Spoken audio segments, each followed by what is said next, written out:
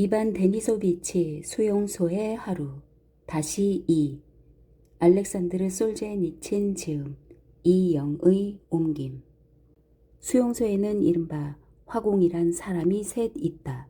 그들은 감독관들에게 보수도 없이 그림을 그려줘야 할 뿐 아니라 아침마다 작업 출동 전에 돌아가면서 죄수들의 번호표를 새로 써줘야 한다.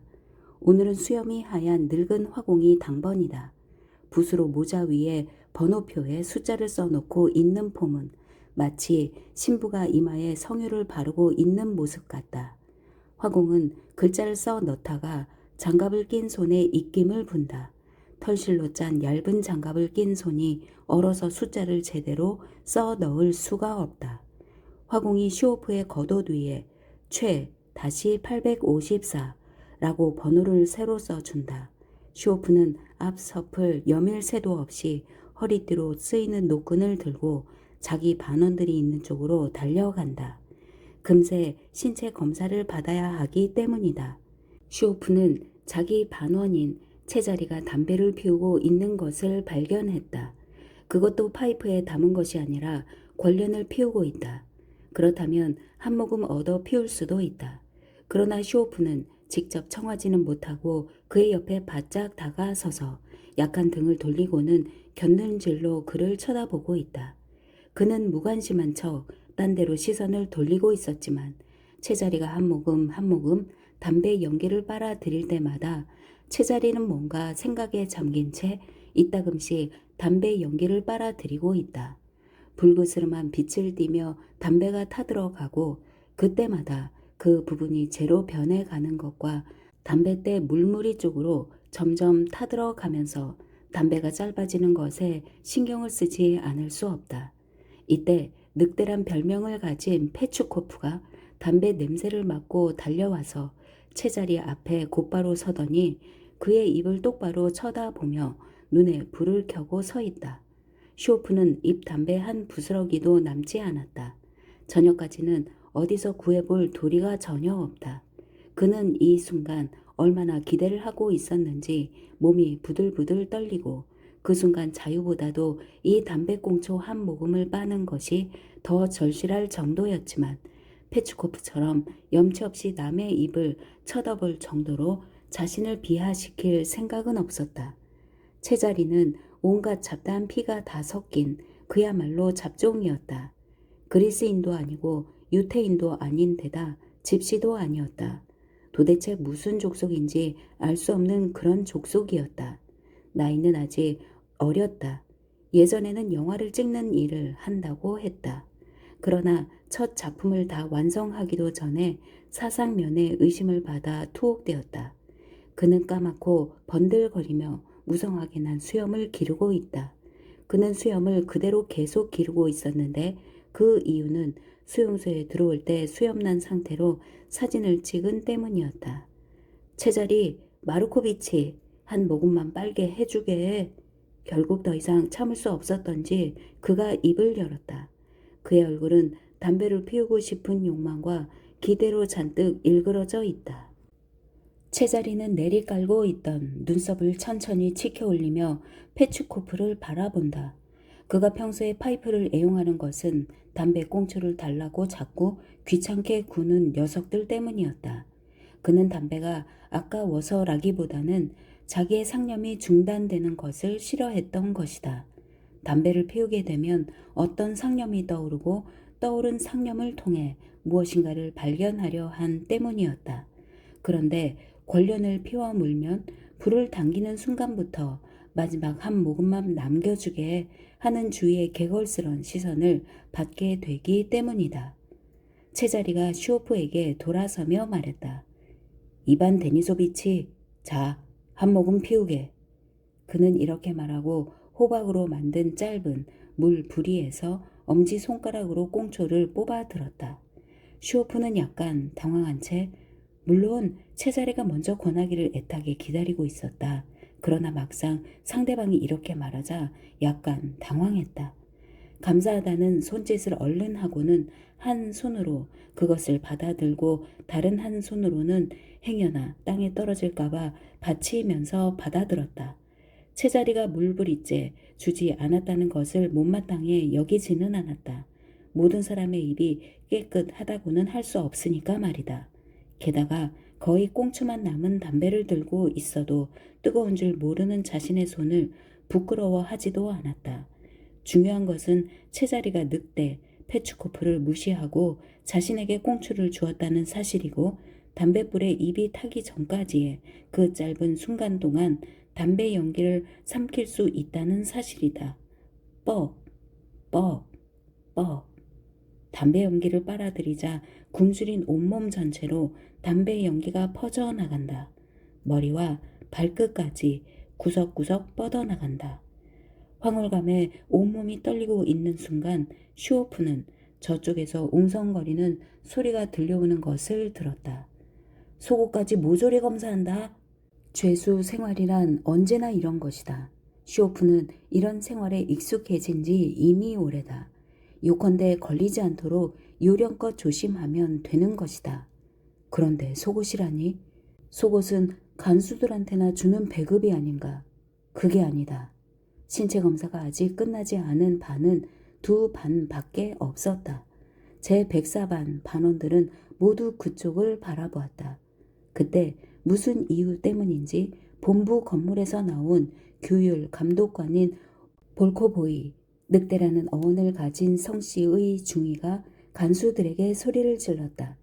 그러자 허술하게 신체 검사를 하던 간수들이 갑자기 무시무시하게 변해서 죄수들에게 호랑이처럼 덤벼들어 설치기 시작하며 호통을 쳤다.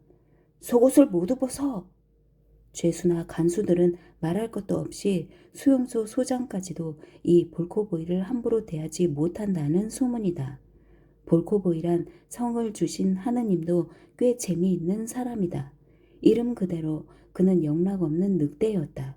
가무잡잡한 피부에 기다란 얼굴, 험상궂은 표정, 재빠른 동작 등이 영락없는 늑대다. 막사 뒤에서 불쑥 나타나서는 병력같이 호통을 치고는 한다. 이놈들아, 왜 몰려있는 거야? 그의 눈을 피해 달아나기란 불가능한 일이다. 예전에는 채찍까지 들고 다녔다는 말이 있다. 가죽끈을 꼬아 만든 채찍을 항상 들고 다니며 아무 데서나 죄수들을 마구 후려치곤 했다는 것이다. 저녁 점호 때라든가 추위를 덜어보려고 죄수들이 몸을 붙이고 옹기종기 앉아있으면 살그머니 등 뒤로 다가와서 느닷없이 채찍으로 목덜미를 후려치곤 했다는 것이다. 망할 놈의 새끼들아, 왜 줄을 안 맞추고 있어? 하고 호통을 친다는 것이다. 이렇게 호통을 치면 죄수들은 순식간에 흩어져 버리고 재수없이 얻어맞은 녀석들은 목덜미를 잡고 흐르는 피를 훔치면서도 말 한마디 못한다는 것이다. 그래도 영창에나 안 보내면 다행이었다. 그런데 웬일인지 지금은 채찍을 들고 다니지 않는다. 추위가 심할 때면 꼭 저녁 때뿐 아니라 아침에도 심하게 신체 검사를 하지 않는 법이다. 죄수들은 맨 위에 걸친 겉옷의 앞섭을 열고 양쪽으로 벌린다. 그런 자세로 5명씩 서 있는 간수들 앞으로 줄을 지어 나가선다. 간수들은 장갑을 낀 손으로 노끈으로 동여 맨 죄수들의 앞섭을 툭툭 쳐보고는 오른쪽 무릎 위에 유일하게 달린 호주머니를 눌러본다. 무슨 수상한 것이 들어있는 것 같으면 검사할 생각은 않고 무심한 어조로 그저 묻는다. 이게 뭐야? 하고 말이다. 아침부터 죄수들한테서 찾아낼 것이 무엇이겠는가? 칼이라도 찾아내겠다는 것인가? 천만에, 칼은 저녁에 수용소 안으로 들여오는 법이지 밖으로 내가는 물건이 아니다. 아침 검사 때는 빵을 한 3kg쯤 내가지 않나 하는 것을 살피는 법이다. 그 빵을 들고 탈출하지는 않을까 염려해서 말이다. 전에 한 번은 점심으로 각자 가지고 나가던 200g짜리 빵까지 신경을 곤두 세우고는 했다. 그래서 생각해낸 것이 각 반별로 나무 상자를 만들어 반원들의 빵을 한데 모아서 가지고 나가라는 지시가 있을 정도였다.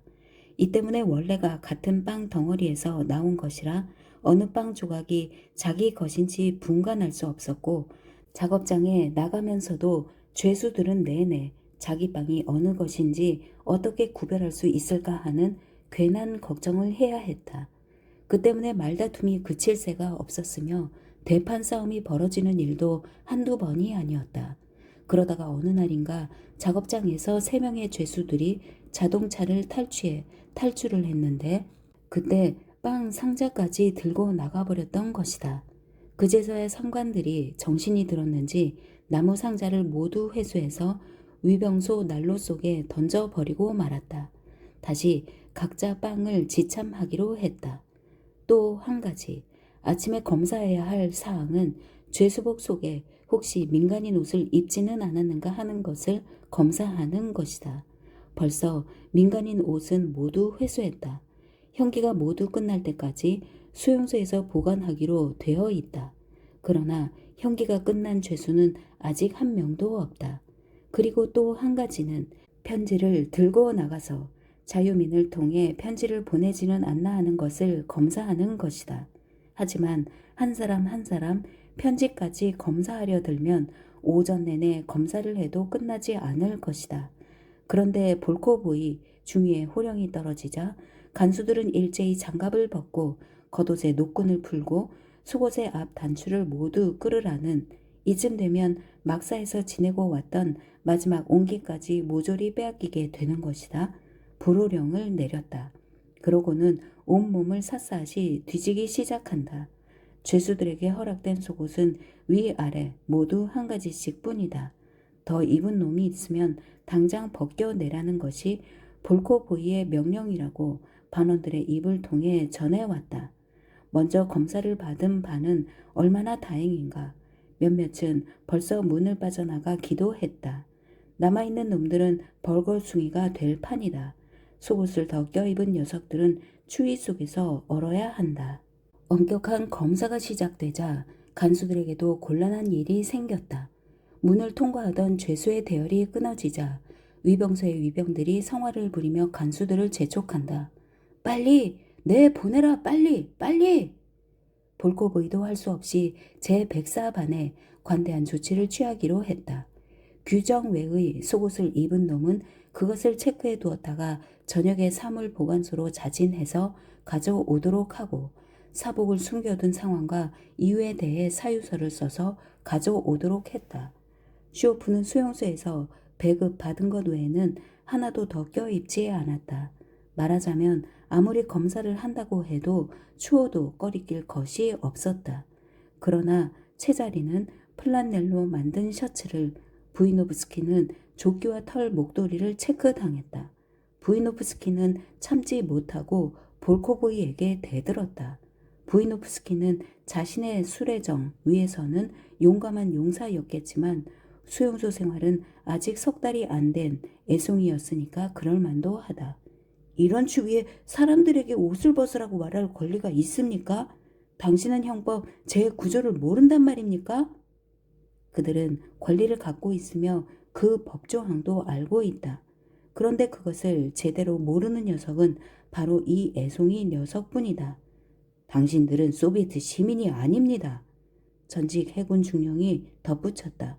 당신들은 공산주의자들이 아니란 말입니다. 형법을 들먹이는 것 정도는 볼코보이도 참을 수 있었을지 모른다. 그러나 그 다음 말을 들은 그는 화가 머리끝까지 났다. 내 놈은 중형창 열흘이다. 그러고는 옆에 서 있던 간수장에게 낮은 목소리로 말했다. 저녁에 수속해. 아침에는 보통 영창에 집어넣는 일이 없다. 작업 인원이 줄어들기 때문이다. 녹초가 되도록 온종일 부려먹고 저녁에 영창에 집어넣곤 했다. 감옥은 수용소 영내에 있는 중앙 통로의 왼쪽에 있었다. 통로를 중앙에 두고 양쪽으로 만들어진 석조 건물이었다. 두 번째 건물은 하나로는 죄수를 다 수용하기가 힘들어 작년 가을에 증축한 것이다. 내부는 견고하게 칸막이를 한 18개의 독방으로 만들어져 있다. 수용소 내에 있는 다른 건물은 모두 나무로 만들어져 있었는데 이 감옥만은 유독 석조 건물이었다. 속옷까지 스며든 한기는 이제 달리 떨쳐버릴 방법이 없다. 아무리 앞섭을 여며봐도 별 도움이 안 된다. 슈오프는 등짝이 시려 견딜 수 없다. 지금 의무실에 누워 한 잠 푹 잘 수만 있다면 얼마나 좋을까. 더 이상 아무 바랄 것이 없을 것 같다. 담요가 묵직한 것이면 더 이상 바랄 것이 없겠지. 죄수들이 문 앞에서 단추를 끼우고 끈을 매느라 야단이다. 문 밖에서는 경호병들이 재촉을 해댄다. 빨리, 빨리 해. 등 뒤에서는 작업 할당원들이 재촉해야 된다. 빨리, 빨리 못해? 문들을 지난다. 그 다음은 광장을 지났고 다시 문들을 지난다. 위병소 옆에는 양쪽으로 난간이 쭉 이어져 있다. 정지! 위병이 소리친다. 염소떼들 모양 그게 뭐야? 5명씩 줄을 서란 말이야. 벌써 날이 밝아오고 있다. 위병소 뒤로 경호병들이 피워놓은 모닥불이 점점 꺼져 가고 있다. 그들은 점호 시간 전이면 항상 모닥불을 피웠다. 몸도 녹이고 숫자를 정확하게 세기 위해서다. 한 경호병이 소리를 높여 절도 있게 외친다. 1열, 2열, 3열. 위병의 호령에 따라 5명씩 횡대를 이루고 앞으로 나간다. 앞에서 보나 뒤에서 보나 머리가 5이고 잔등이 5, 그리고 발이 10개이다. 틀릴래야 틀릴 수가 없다. 반대쪽에 있는 점검 위병 역시 말없이 숫자를 확인하고 있다. 게다가 중위가 서서 또 확인하고 있다. 이 사람은 수용소 측의 중위다. 여기서는 죄수 한 사람의 숫자가 황금보다 더 중하다. 철조망 밖에서 죄수의 머릿수가 하나라도 모자라면 그들 자신의 목이 달아날 판이다. 이렇게 위병소를 통과하면 다시 한 반으로 대열을 정리한다. 이젠 경호대 하사가 점검할 차례다. 1열, 2열, 3열. 여기서 다시 5명씩 횡렬을 이루어 걸어간다. 반대쪽에서는 경호대 부관이 눈을 번뜩이며 수를 세고 있다. 그는 경호대 측에서 나온 중이다. 절대로 인원수에 오차가 있어서는 안 된다. 머릿수에 하나라도 오차가 생기는 날이면 자기 머리로 그것을 보충해야 한다. 쭉 늘어서 있는 경호병들. 난방 발전센터로 가는 작업대를 반원형으로 둘러싸고 자동 소총의 총구를 죄수들에게 들이댄다. 잿빛 군견을 거느린 경호병도 눈에 보인다. 그중 한 마리가 허옇게 이를 드러낸다. 마치 죄수들을 조소하는 것 같다. 경호병들은 거의가 가죽으로 된 방코트를 입고 있다. 기다란 털가죽 외투를 입은 사람은 6명 밖에 없다. 이 털가죽 외투는 막루 근무를 하는 사람들이 돌려가며 입는 것으로 되어 있다. 다시 한번 인원 점검이 있다. 난방발전센터의 작업대에서 일하게 될 반원들을 다시 한번 모아서 5열 종대로 정렬시킨 다음 인원수를 확인하는 것이다. 하루 중에 제일 추울 때는 해가 뜨기 직전이야. 부이노프스키가 불쑥 입을 열었다. 밤새껏 내려간 기온이 마지막 고비에 이를 때거든. 전직 해군 중령 부이노프스키는 곧잘 남에게 뭔가를 설명하는 버릇이 있다. 그는 어느 해 어느 날의 인력이건 정확하게 외우고 있다. 그는 이곳에 수용된 뒤로 볼이 훌쭉해진 것이 눈에 띌 정도로 살이 빠졌다. 그러나 원기만은 여전하다. 수용소 밖으로 나오자 한풍이 정면으로 몰아쳐서 아무리 추위에 단련된 슈오프라고는 하지만 얼굴이 찢겨나갈 정도로 얼얼하다. 난방발전센터의 작업장까지는 줄곧 바람을 안고 가야 할 판이다.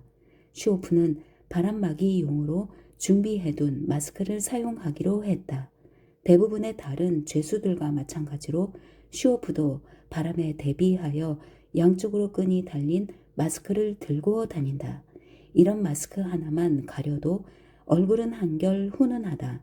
슈오프는 마스크를 눈이 있는 데까지 온통 가리고 귀 밑으로 해서 뒤통수로 끈을 잡아당겨 묶었다.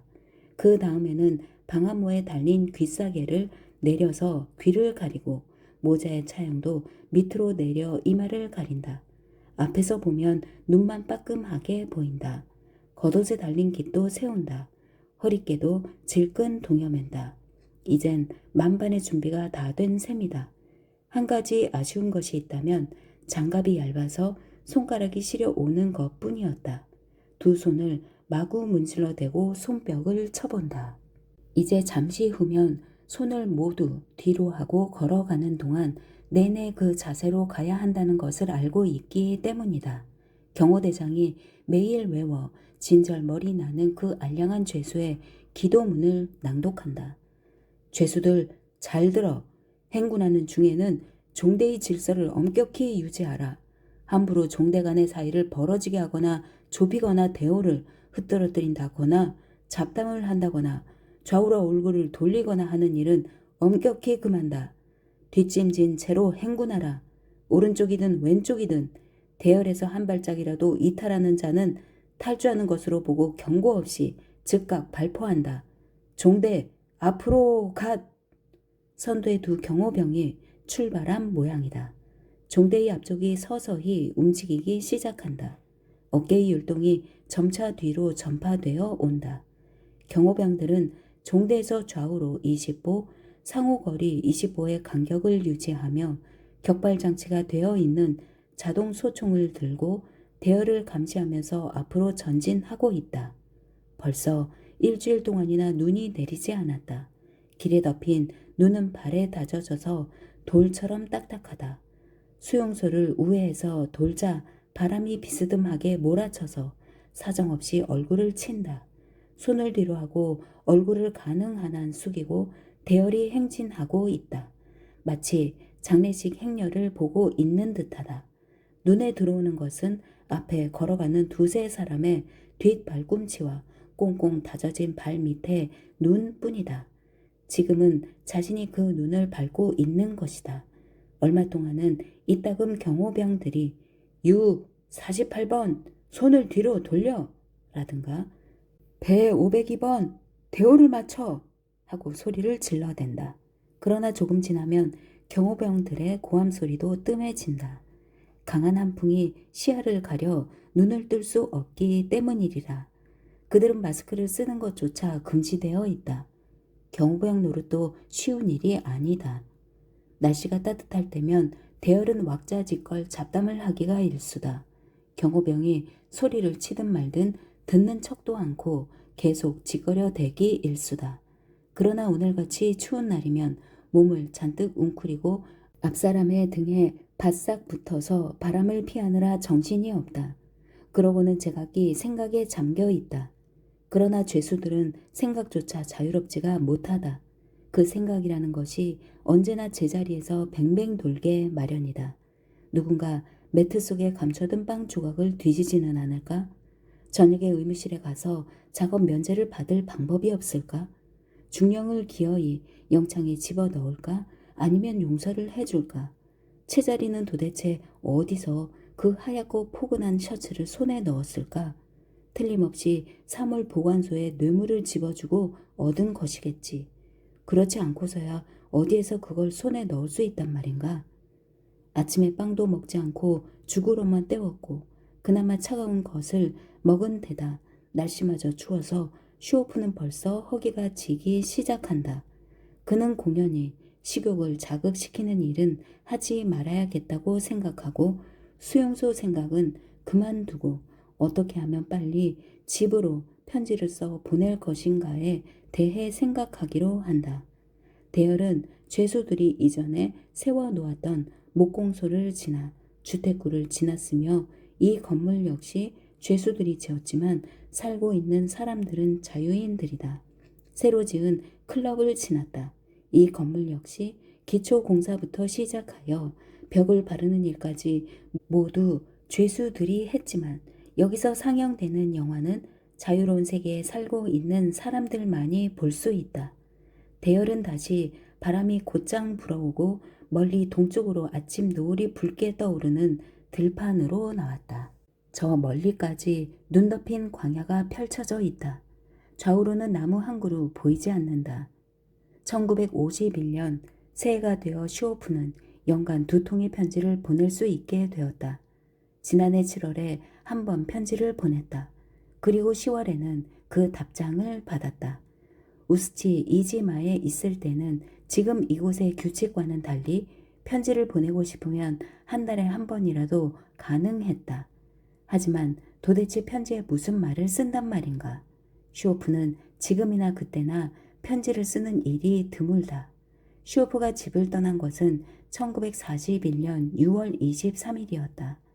일요일 아침에 폴롬냐 교회에서 예배를 마치고 온 사람들의 입을 통해서 전쟁이 일어났다는 소식을 들었다.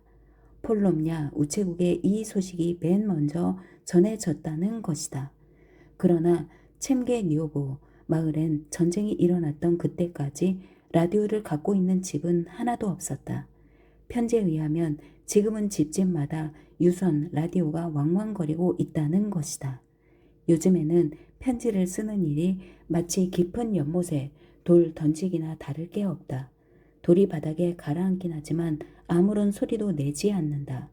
지금은 어느 반에서 일하고 있다느니 그 반의 반장이 안드레이 프로코피 예치라드니 그 사람이 어떤 사람이라느니 하는 것을 편지에 쓸 수는 없는 일이 아닌가.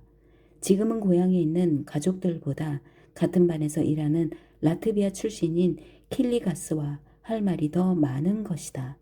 그들은 1년에 2번 편지를 쓴다. 하지만 그것만으로 그들이 어떻게 살아가는지 도무지 이해할 수가 없다. 코로스 위원장이 새로 왔다느니 이웃에 있는 몇 개의 콜호스가 합해서 하나가 됐다느니 하는 것이 고작이다. 코로스 위원장은 한 해에 한 번씩 바뀌는 모양이고 코로스는 예전에도 한 번 합쳐졌다가 다시 분할되었다고 하지 않았는가 말이다. 그 밖에 아무개가 작업량을 완수하지 못했다고 할당받은 개인 부지를 150평방미터나 압수당했다느니 또 아무개는 자기 집 바로 옆에 개인 부지를 할당받았다느니 하는 소식이 전부다. 슈오프가 특히 납득이 안 되는 점이 있다면 전쟁 이후로 코로스 인원이 단 한 명도 늘지 않았다는 아내의 편지였다. 젊은이든 젊은 아가씨든 무슨 구실이든지 붙여서 도시에 있는 공장이나 이탄을 캐는 채굴장 같은 데로 빠져나가 버리고 아무도 없다는 것이다. 전쟁에 나간 남자들 중 절반은 영영 돌아오지 않았다는 것이다. 게다가 돌아온 사람이라 해도 코로스의 일에는 관심이 없고 살기는 코로스에 살아도 일은 다른 곳에 가서 한다는 것이다. 지금 코로스에서 일하는 남자라고는 반장인 자르 바실리치와 84살이나 됐는데도 얼마 전에 장가를 들어서 벌써 아들까지 두었다는 목수인 치혼 2사람이 전부라는 것이다. 코로스를 이끌어 나가는 사람들은 30년대 이후로 일해온 중년의 여자들이라는 것이다. 슈오프는 그 편지의 내용 중에서 코로스에서 살면서 다른 데 가서 일한다는 내용이 아무래도 이해가 가지 않았다.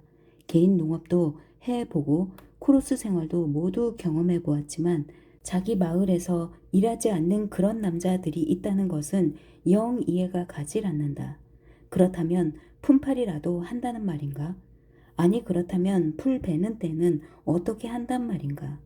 아내의 편지를 보면 품팔이가 없어진 것은 벌써 오래전의 일이라고 했다. 지금은 목수일을 하는 이도 없고 그의 마을은 옛날부터 목수장이들이 목수일을 하기로 유명한 곳이었다. 버드나무 가지로 바구니를 짜는 일도 치워버린 지 오래고 이젠 아무도 그런 일을 하지 않는다는 것이다. 그리고 요즘 새로 유행하는 일로는 카펫을 염색하는 것인데 벌이가 제법이라고 한다. 전쟁에 나갔다 돌아온 어떤 사람이 나렴하는 본을 가지고 돌아와서 일을 시작한 것이 계기가 되었는데 이 새로운 일은 벌이가 점점 좋아 점점 더 번창했고 지금은 제법 솜씨가 뛰어난 염색가가 많아졌다는 것이다. 이 사람들은 그 어디에도 속하지 않고 그 어디에서도 일하지 않으면서 풀베기 때나 농번기 때만 한 달간씩 콜호스 일을 거둘 뿐이라는 것이다. 그 대가로 나머지 10달 동안에 코로스 신분증을 배급받는다는 것이다. 어떤 코로스인들은 개인적인 휴가를 받고 있고 미납금도 없다는 것이다. 그들은 전국 방방곡곡을 돌아다니고 때로는 시간이 아까워 비행기까지 타고 다닌다는 것이다. 가는 곳마다 벽걸이용 카펫을 염색해주고 엄청난 돈을 벌어 들인다는 것이다. 그도 그럴 것이 다 낡은 카펫에 염색을 해주면 50루블씩 받는데 염색을 하는 데는 1시간도 채 안 걸린다는 것이다. 입안이 돌아오면 염색가를 만드는 것이 아내의 소망이라고 했다. 그렇게 되면 아내 혼자 힘으로 꾸려온 궁색한 생활도 면하게 될 것이고 아이들도 실업학교에 입학할 수 있게 되고 금세라도 쓰러질 것 같은 오두막도 헐어버리고 새 집을 지을 수 있는 것이다. 염색하는 사람치고 집을 새로 짓지 않은 사람은 아무도 없다는 이야기다. 예전에는 5천 루블이면 철도 가까운 곳에 집을 지을 수 있던 것이 지금은 2만 5천 루블은 있어야 한다고 한다. 그래서 그는 어떻게 나 같은 사람이 염색가가 될 수 있단 말인가? 그림이라고는 조금도 소질이 없다는 것을 알고 있지 않느냐 하고 아내에게 물어보았다.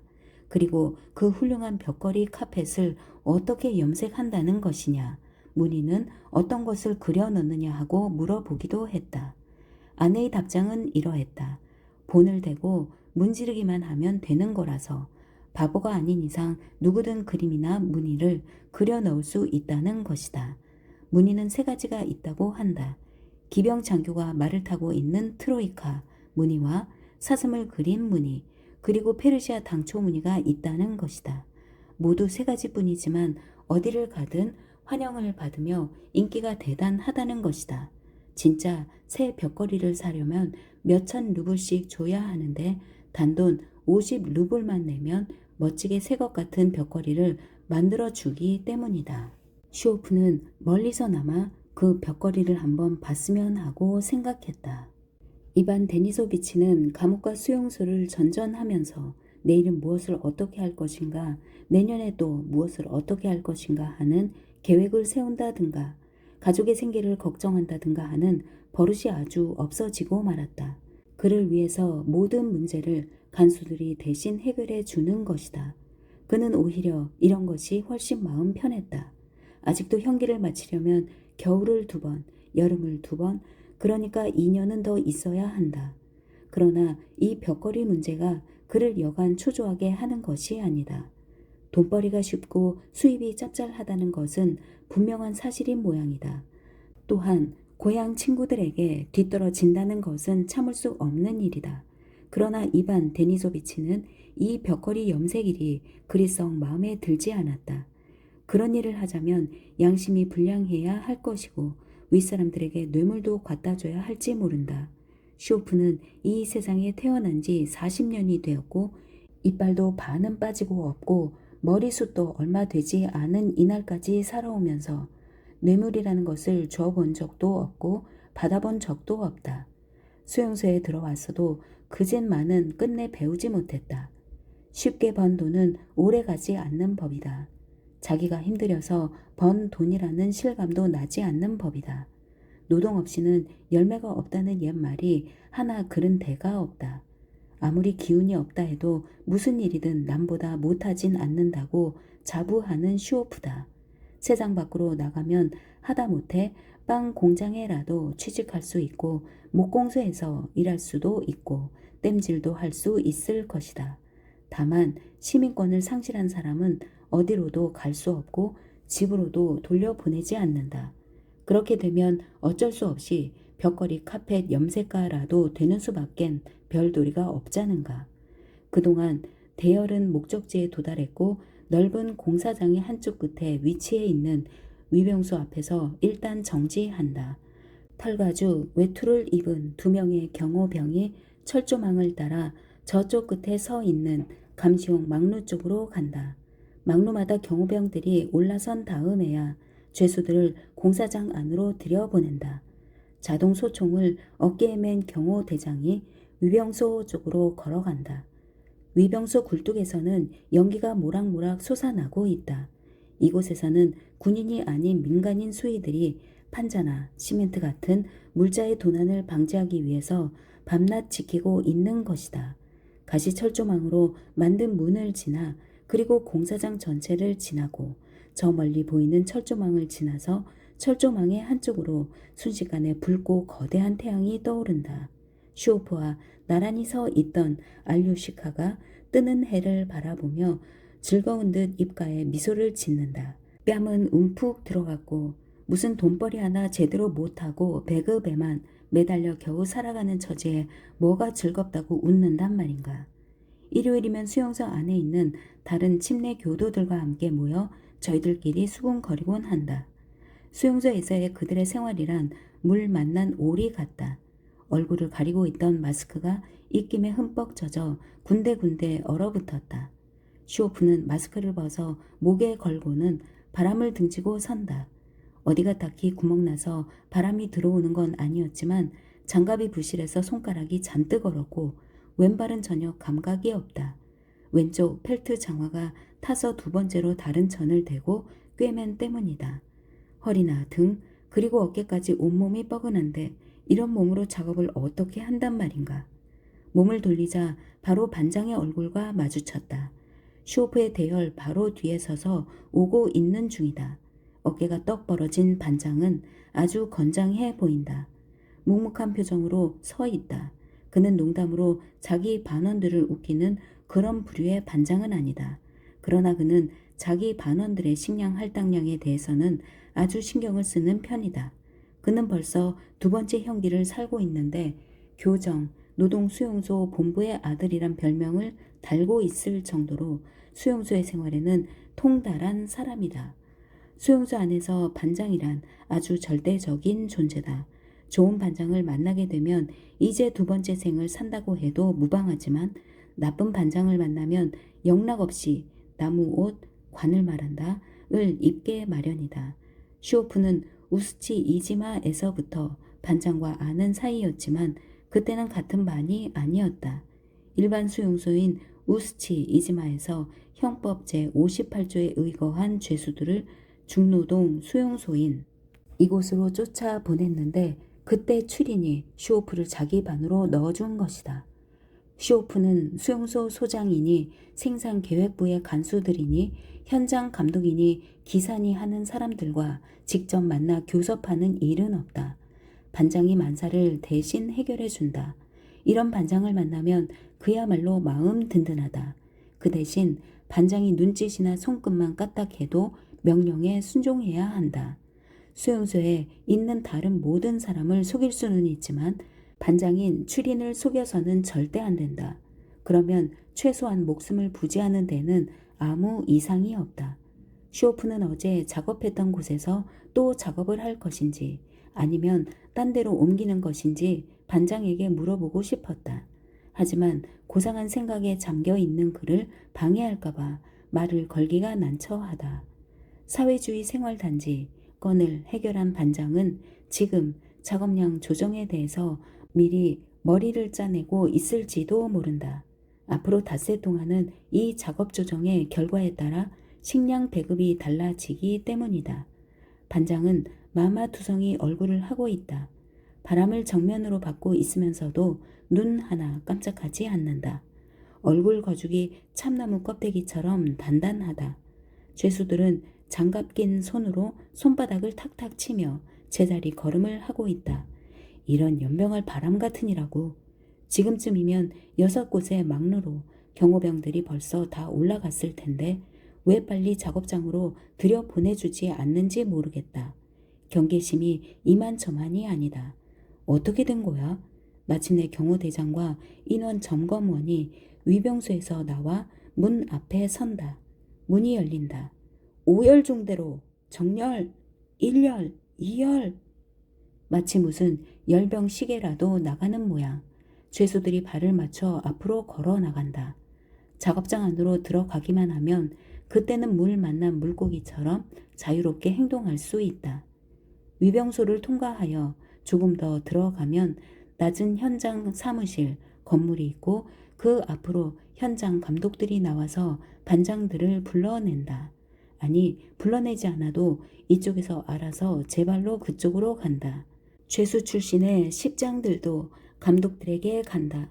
저 녀석들은 같은 형제인 동료 죄수들을 개만도 못하게 취급하면서 마구 부려먹는다. 저런 짐승만도 못한 놈들. 8시, 아니 8시 5분은 됐을 것이다. 조금 전에 이동 발전소에서 기적 소리가 울린 것을 봐서 말이다. 현장 감독들은 되도록이면 시간을 낭비하지 않으려고 죄수들이 불이 있는 곳을 조차 뿔뿔이 흩어져 달아나는 것을 막아보려 하지만 죄수들은 죄수들대로 하루 온종일을 보내려면 아직도 시간이 얼마나 많은데 서두르냐는 식으로 한껏 늑장을 부리고 있다. 작업장으로 들어가기만 하면 누구를 막론하고 허리를 굽히며 걷는다. 여기저기 흩어진 나무 조각들을 주워다가 불을 지피려는 것이다. 나무 조각을 주워서는 제각기 어디든 구멍 속으로 숨어버리기 일수다. 추리는 부반장인 파블로를 데리고 사무실로 갔다. 채자리도 대열을 이탈하고 그쪽으로 달려간다. 채자리는 부자 죄수다. 한 달에 2번 이상 속포를 받을 정도다. 그것으로 필요한 곳이면 어디든지 뇌물을 써서 공사장에서도 작업량 계산계 조수로 따뜻한 사무실에 앉아 적당히 시간만 보내면 되는 것이다. 제 백사 반에 나머지 반원들도 재빨리 불 있는 곳을 찾아 도망친다. 안개가 자욱한 텅 빈 작업장 위로 붉은 태양이 떠올랐다.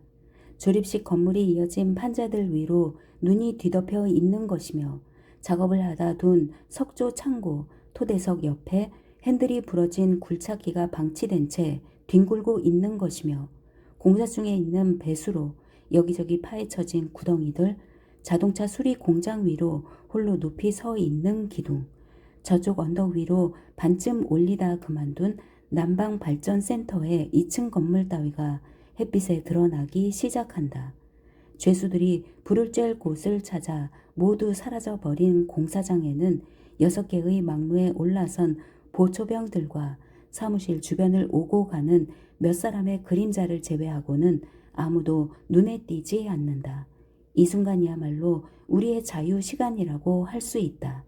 현장 주임, 감독이 각 반별 작업 할당량을 전날 저녁에 미리 정해 놓으라고 오래전부터 몇 번씩이나 엄하게 지시를 내렸지만 전혀 실행될 기미가 없다. 왜냐하면 밤새 내 상부의 방침이 완전히 반대로 뒤바뀔 수 있기 때문이다. 아, 이 순간만은 완전히 우리의 것이다. 윗사람들이 상의를 하고 있는 동안 아무 곳이나 따뜻한 곳을 찾아 불 옆에 앉아 조금 후에 시작될 고된 노동의 시간에 대비하는 것이다. 운이 좋아 난로 옆에라도 앉게 되면 발사계라도 풀어서 불을 쬐는 것이다. 그러면 하루 종일 발가락들도 따뜻하게 지낼 수 있다. 난로가 없어도 이 순간의 자유로움이란 너무나 행복한 것이다. 제 백사 반원들은 텅 빈 자동차를 수리하는 공장 안에 들어가 있다. 이곳은 제 38반이 콘크리트판 제조장으로 사용하고 있는 곳인데 작년 가을에는 유리창까지 달아놓았다. 한쪽에는 콘크리트판들이 틀 속에 들어있는 채 놓여있고 다른 한쪽에는 망상의 보강 철제 같은 것이 놓여 있었다. 천장은 높고 바닥은 맨 흙바닥이라서 그다지 따뜻하지는 않았지만 그래도 이 건물은 석탄을 아끼지 않고 떼는 바람에 훈훈하다. 이렇게 석탄을 허비하는 것은 죄수들을 따뜻하게 해주자는 것이 아니라 콘크리트판이 얼지 않게 하기 위해서이다. 온도계까지 걸려있는 데다가 어쩌다 일요일에 작업을 하지 않을 때에도 공사 측의 인부가 계속해서 불을 지핀다. 제38 반원들은 다른 반원들을 난로가에 얼씬도 못하게 한다. 저희들끼리 난로를 에워싸고 발사계까지 말리고 있다. 그렇다고 불평할 처지도 못 된다. 구석자리나마 만족할 도리밖에 없다. 슈오프는 금세 터질 것 같은 달아빠진 솜바지를 걸친 엉덩이를 나무틀 가에 얹고 앉아서 벽에 등을 기댔다. 조금 있다가 옆으로 몸을 돌리려 했더니 위에 걸쳐 입은 겉옷과 보온용 덧옷이 이상하게 당기며 왼쪽 가슴이 무슨 단단한 건물에 짓눌리는 것 같다. 무엇인가 살펴보니 점심용으로 안주머니에 넣어둔 빵 덩어리였다. 여느 때 같으면 점심용으로 가져온 빵을 작업 전에 먹어 치우는 일이란 절대 없는 슈오프였다. 하지만 다른 때 같으면 조반을 먹을 때 빵 반 조각을 먹고 나오곤 한다. 오늘처럼 식은 죽만 먹고 나오지는 않는다는 말이다.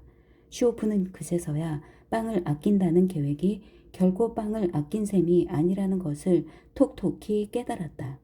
호주머니 속에서 따뜻하게 데워진 빵을 지금 먹고 싶은 생각이 굴뚝 같았다. 그러나 점심때까지는 아직 5시간이나 남아있다. 그때까지 견딜 수 있을지 모르겠다. 어깨가 결리는가 싶더니 이젠 다리가 아파온다. 언제부터인가 다리가 약해질 대로 약해졌다. 난로 옆에라도 있을 수 있다면 얼마나 좋을까. 슈오프는 장갑을 벗어 무릎 위에 올려놓고는 보온용 덧옷의 앞섭을 풀어헤쳤다. 그런 다음 입김에 얼어붙은 마스크를 목에서 풀어내고 그것을 손으로 부벼 편 다음 호주머니에 쑤셔 넣었다. 그런 다음 그것으로 빵을 사서 겨드랑이 속에 끼워 넣는다. 부스러기 하나라도 떨어뜨리지 않으려는 것이다. 그런 다음 빵을 조금씩 물어뜯어 오물오물 씹기 시작한다. 따뜻한 곳에 들어 있었던 탓인지 빵은 전혀 얼지 않았다. 슈오프는 수용소에 들어온 이후로 전에 고향 마을에 있을 때 배불리 먹던 일을 자주 회상하고는 한다. 프라이팬에 구운 감자를 몇 개씩이나 먹어 치우던 일이며 야채를 넣어 끓인 죽을 냄비째 먹던 일, 그리고 식량 사정이 좋았던 옛날에는 제법 큼직한 고기 덩어리를 먹었던 때도 있었고, 게다가 배가 터지도록 우유를 마셔 대던 일이 눈앞에 어른거렸다. 그렇게 먹어대는 것이 아니었는데 하고 후회를 해본다. 음식은 그 맛을 음미하면서 천천히 먹어야 제맛을 알 수 있는 것이다. 말하자면 지금 이 빵 조각을 먹듯이 먹어야 하는 법이다. 입안에 조금씩 넣고 혀끝으로 이리저리 굴리면서 침이 묻어나도록 한 다음에 씹는다. 그러면 아직 설익은 빵이라도 얼마나 향기로운지 모른다. 수용소에서 생활한 지 만 8년째, 그러니까 벌써 9년째로 접어들고 있다. 그동안 슈오프가 먹은 것이 무엇인가? 옛날 같으면 입에 대지도 못할 그런 것들을 먹고 있는 것이다. 그렇다고 그것이 실증이 났다거나 하는 것은 아니다. 천만의 말씀이다. 이렇게 200g짜리 빵 한 덩어리에 온 정신이 팔려 있는 슈오프 옆에는 제 백사반 전원이 모두 똑같이 이 빵에 넋을 잃고 보고 앉아 있는 것이다. 형제처럼 꼭 닮은 에스토니아인 두 사람이 콘크리트 판 위에 나란히 앉아서 물부리에 끼운 담배 한 개비를 돌려가며 한 모금씩 빨고 있다. 이 에스토니아인들은 둘 다 살갗이 희고 키가 크며 바짝 마른 데다 코가 길고 큰 눈을 가진 녀석들이다. 이 녀석들은 한시도 떨어지지 않고 꼭 붙어 다니고는 한다. 한 사람이 없으면 마치 살 수 없을 것처럼 말이다. 반장은 한 번도 그들을 떼놓을 생각을 하지 않았다. 그들은 항상 반씩 나눠 먹었고 침대도 위아래로 한 칸에서 잤다. 그들은 대열에 서 있을 때나 집합할 때 아니면 밤에 잠자리에 들 때 항상 옆 사람을 밀어붙이며 작은 목소리로 서로 부르거나 대화를 주고받았다. 그러나 그들은 이전에는 전혀 서로 모르는 사이였고 제 백사반에서 서로 알게 된 처지였다. 한 사람은 발트해 연안에서 고기를 잡던 어부였고 또 한 사람은 1917년 소비에트 정부가 처음으로 에스토니아에 정부를 수립했을 때 아직 어린애였다. 그때 부모를 따라 스웨덴으로 피난했다가 어른이 된 후에 다시 에스토니아로 돌아와 대학을 졸업했다고 한다. 민족을 구별하는 따위의 일은 무의미한 것이다. 어느 민족인가를 떠나서 항상 나쁜 놈들이 있기는 마찬가지다. 그러나 슈오프가 아는 한에서 에스토니아인 치고 나쁜 인간을 한 사람도 본 적이 없다. 모두들 콘크리트 판이나 나무 틀이나 방바닥에 주저앉아서 일어날 기색이 없다. 아침에는 혀끝도 풀리지 않는지 저마다 생각에 잠긴 채 말없이 앉아 있다. 늑대란 별명을 가진 페추코프가 어디서인지 담배꽁초를 잔뜩 주워왔다. 타고 속에 들어간 꽁초까지 서슴지 않고 빼오는 놈이다. 무릎 위에 꽁초를 모두 까놓고 종이에 그것을 말고 있는 중이다. 바깥 세상에 있을 때 페추코프에게는 자식이 셋 있었다. 그러나 그가 체포되자 이 세 자식들 모두 그를 버리고 그를 부인했다. 그의 아내 역시 다른 사람과 재혼하고 말았다. 그래서 그는 도움을 받을 만한 사람이 하나도 없었고 소포 따위는 아주 포기한 사람이다. 부이노프스키는 한참이나 페츠코프를 곁눈으로 바라보다가 결국 한마디 한다. 이봐, 이 녀석아, 그 더러운 꽁초는 무엇하러 주워오냐? 그러다가 매독이나 옮으면 어쩔 테냐? 당장 버리지 못해? 해군 중령이라면 웬만한 군함의 함장이다. 그래서 그놈은 명령하는 것이 아주 버릇이 되어 있다. 그는 자기 반원들과 이야기를 나눌 때도 항상 명령조로 말하기 일수다. 그렇다고 페츠코프가 부이노프스키에게 기가 죽을 아무런 이유가 없다. 중령한테도 소포가 올 기미는 없으니 더욱 그렇다. 그는 이가 다 빠져 움푹해진 입에 도끼를 품고 조소를 띠며 대꾸한다. 그러지 마시오 함장. 자네도 한 8년 갇혀 있어 보라고. 꽁초에 눈이 벌게질 테니 말이야. 이 수용소에서 지내다 보니 더 높은 계급에 있었던 작자들도 많이 보아왔지만 결국 그러기는 하지만 이 중령 녀석은 견딜지도 모른다고 페츠코프는 속으로 생각하고는 말꼬리를 흐린다. 뭐라고? 무슨 일이야? 귀가 좀 어두운 세니카 플레프신이 끼어든다. 부이노프스키가 아침 점호 때 간수한테 들킨 이야기를 하고 있는 줄 안 모양이다. 그렇게까지 덤벼들 필요는 없었잖아. 하고 머리를 설레설레 흔들며 말한다.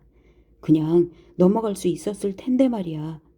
세니카 클레프씨는 조용한 사람이었고 이미 모든 것을 체념한 듯했다. 41년도에 전선에서 귀 한쪽이 터져버렸다. 그 후 포로가 되었다가 탈주했고 다시 붙잡혀 부헨발트에 투옥되었다. 거기서 기적적으로 살아남게 된 그는 지금은 이 수용소에서 조용히 형기를 치르고 있는 중이다. 흥분하는 게 아니라고 말하는 것은 그가 항상 입버릇처럼 하는 말이다. 사실 그건 옳은 말이다. 억울한 일을 당해도 참고 있는 것이 상책이다. 공연히 대들거나 따졌다가는 손해보는 것은 자신뿐이다. 알료시카가 얼굴을 가리고 말없이 잠자코 앉아있다. 또 기도를 하고 있는 모양이다. 시오프는 하마터면 자기 손가락마저 깨물었을 정도로 빵에 정신이 팔려 있었지만 반원형의 빵 껍질 부분은 남겨두었다. 대접 밑바닥에 눌러붙은 죽을 긁어먹는 데는 이 빵 껍질이 최고다. 그는 먹다 남은 껍질을 나중에 점심시간에 먹기로 하고 얘의 그 마스크에 싸서 보온 재킷 안주머니에 넣었다. 추위를 대비해서 보온용 덧옷과 겉옷을 바싹 여미고는 노끈으로 질끈 동여맸다. 이젠 작업할 준비가 된 것이다. 이젠 작업장으로 쫓겨간다 해도 별 탈이 없다.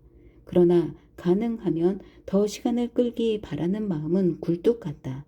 제38반 반원들은 난로 옆에서 일어나 각자 맡은 일에 착수했다. 콘크리트를 믹서에 붓는가 하면 물을 기르러 나가는 사람, 아니면 보강철제를 가지러 가는 사람들로 부산하다. 그런데 제104반의 반장인 추린이나 부반장인 파블로는 좀처럼 나타나지 않는다. 겨울에는 노동시간이 6시까지 제한되어 있다.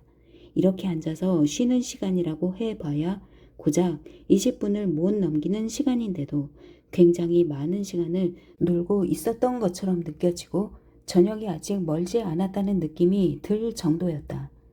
에이, 눈볼 한번 불지 않군? 토실토실하고 얼굴이 불그스레한 라트비아 출신인 칼리가스가 한숨을 쉬며 뇌까렸다. 겨울 내내 한 번도 눈보라가 치질 않으니 원 이게 무슨 겨울이야 그래? 그래, 눈보라라, 눈보라라. 한 번쯤 불어와도 좋을 거 아니야? 다른 반원들도 한숨을 쉬며 맞장구를 친다. 이 지역에서는 눈보라가 치면 작업이 중지될 뿐 아니라 막사 밖으로 나가는 것조차 금지되어 있다. 막사에서 식당까지 가는데도 쳐놓은 동아줄을 잡고서야 겨우 찾아갈 지경이었다. 한두 명의 죄수쯤 눈 속에 파묻혀 죽는다 해도 그리 문제될 건 없다. 개한테 뜯어먹기라고 내던져 버리면 그만이다. 그러나 혹여라도 탈주자가 나온다면 어떡하나? 물론 그런 경우도 있었다. 눈보라가 치면 아주 가느다란 쌀아기 눈이 내리게 마련이지만 그래도 그것을 긁어 모아 다지면 큰 눈덩어리가 된다. 이것을 발판으로 해서 철조망을 뛰어넘어 도망친 것이다. 그러나 물론 멀리까지 도망치진 못했다. 물론 눈보라가 친다고 해서 죄수들에게 무슨 이익이 될 만한 것은 하나도 없다. 막사의 문은 잠기고 석탄도 떨어지게 마련이다. 막사 안에 있던 따뜻한 공기도 틈으로 들어오는 냉기 때문에 금세 냉랭해지고 만다. 곡분의 보급도 중단되는 바람에 빵이 부족해지고 식당에서 주는 부식도 떨어지게 마련이다. 게다가 눈보라로 인해 작업이 중단되는 날에는 사흘이 되었건 일주일이 되었건 이날을 휴일로 계산해서 일요일에도 작업장으로 내몰기 일수다. 그래도 죄수들은 여전히 이 눈보라를 고대하고 기다리고 있다. 바람만 조금 세게 불어도 혹시나 하고 하늘을 쳐다본다. 날려라, 날려. 물론 눈보라를 두고 하는 말이다. 왜냐하면 땅에 있는 눈이 날리는 정도의 눈보라로는 본격적인 눈보라가 시작되었다고 생각할 수 없기 때문이다. 그 사이 제38반의 난로가로 슬그머니 다가간 친구들도 있긴 했지만 이내 쫓겨나고 만다. 그때 추린이 나타났다. 얼굴이 잔뜩 흐려있다. 반원들은 그의 얼굴에 나타난 표정을 보고 뭔가 빨리 해야 할 일이 있나 보다고 짐작한다. 자, 그럼 제 104반 모두 여기 있지? 이렇게 말하기는 했지만 그렇다고 인원을 점검할 기색은 보이지 않는다. 출입 밑에서 도망칠 놈이 어디 있단 말인가. 곧바로 인원 배치가 이루어진다. 우선 에스토니아인 2사람과 클레프신 그리고 고프치크는 근처에 있는 커다란 모르타르를 중앙 난방 시설로 나르라는 명령을 받는다. 이걸 보니 오늘 작업은 작년 가을에 세우다가 중단했던 중앙 난방 시설을 짓는 일이라는 것을 짐작할 수 있다.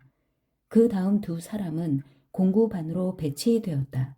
공구반에는 부반장 파블로가 이미 연장을 받으러 가 있다는 것이다.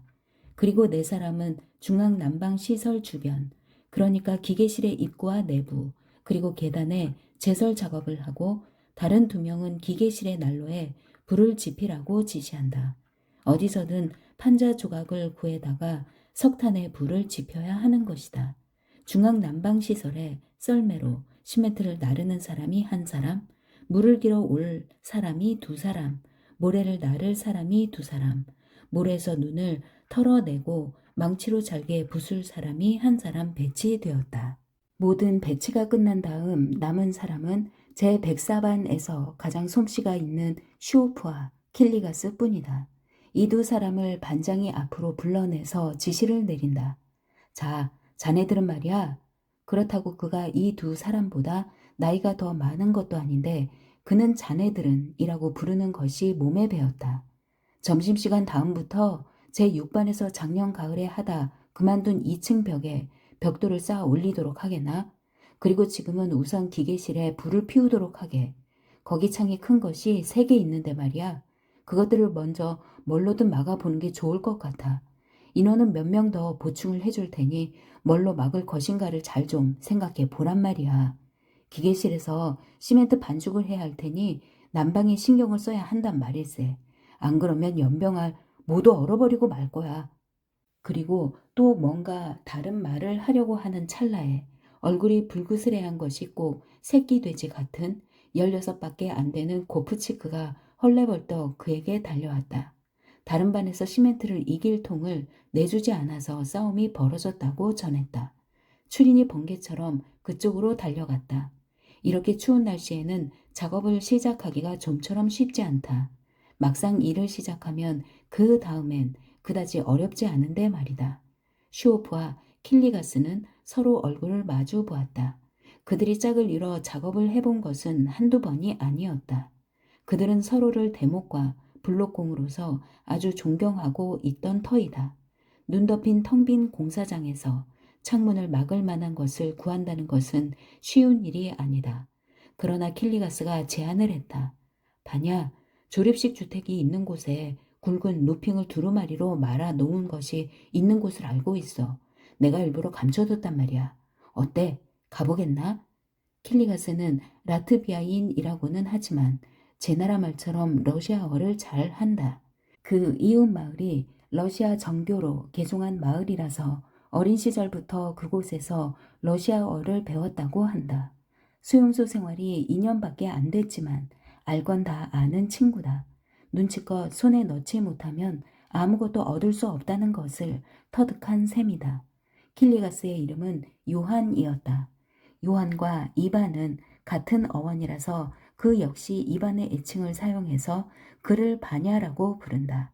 그들은 루핑을 가지러 가기로 했다.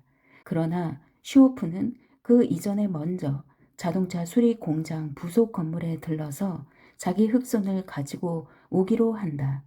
블록공에게는 두말할 나위 없이 길이 잘 든 가벼운 흑손이 필요하다. 그러나 어느 작업장에서도 아침에 공구반에서 받아온 연장은 밤에는 반드시 반납해야 하는 것이 관례로 되어 있다. 그 때문에 다음날 작업을 위해 연장을 배급받을 때는 어떤 연장이 걸리는가 하는 것은 순전히 그날 운수에 달린 것이다. 슈오프는 그래서 하루는 공구의 수량을 교묘하게 속여 빼돌린 다음 아무도 모르는 곳에 몰래 숨겨두고 벽돌 쌓는 일이 생기면 가져와서 그걸 사용하고는 한다. 만약 제 백사반이 사회주의 생활단지 건설장으로 작업을 나갔다면 흑손은 필요 없었겠지만 오늘은 흑손이 필요한 것이다. 그는 돌을 드러내고 그 속에 손가락을 집어넣어 마치 무슨 보물단지라도 되는 것처럼 흑손을 꺼낸다. 슈오프와 킬리가스는 자동차 수리 공장을 지나서 조립식 건물이 있는 곳으로 걸어갔다. 그들이 뿜어내는 입김이 마치 수증기를 내뿜는 것처럼 보인다.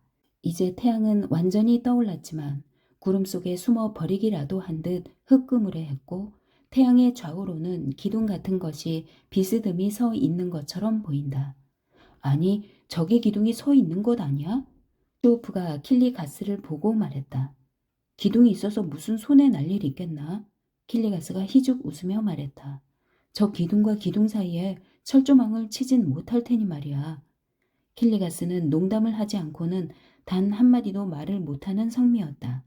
그래서 반원들은 그를 매우 좋아한다. 특히 수용소 내의 라트비아인들은 그를 매우 따르는 편이다. 킬리가스의 생활 수준이라고 한다면 보통은 넘는다. 한 달에 2번씩 식량 소포를 받고는 한다.